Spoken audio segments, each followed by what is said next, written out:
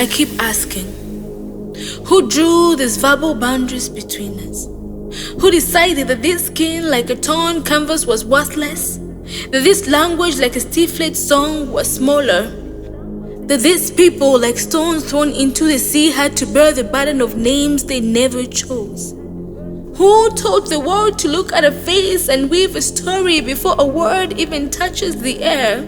Stereotypes are like invisible chains, frozen ideas spread like dust that invades the air, seeping into every thought, every gesture.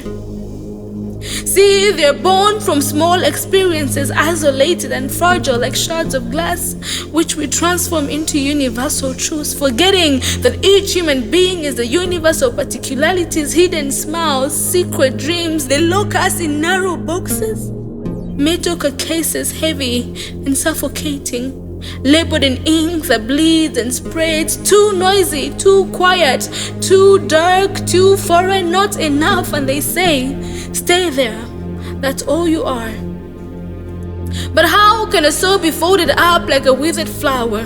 How can a spirit be reduced to a single who, a single breath, a single stolen definition like a book hastily closed? Because those who judge us forget, yes, they forget that there are roots within each of our stories buried in the earth, invisible bonds woven beneath the surface, smiles shared in the light of a boundless sky, gestures of friendship exchanged unconditionally.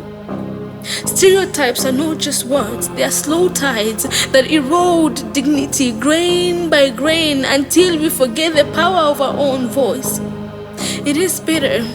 Yes, it is better to diminish others like a sculptor who plans a work to see his own image. This silent violence, yes, this silent violence like acid rain eroding human foundation transforms beings into wax figures, easier to break, to forget.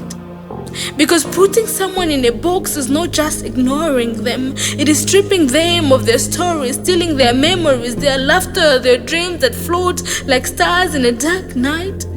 It is denying them the right to simply be without the weight of expectations and judgments. And what a tragedy that in this quest to divide us from them, we forget.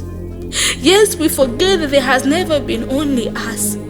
Different voices, yes. Different colors, yes. Different stories, is true, but all thriving like waves, crashing against the same shores with this fragile and proud humanity. So yes, let's not allow the clouds of prejudice to obscure this shining truth. Those who label, who sort, who separate, do not see any more clearly. They look through opaque glass, missing the infinite horizon.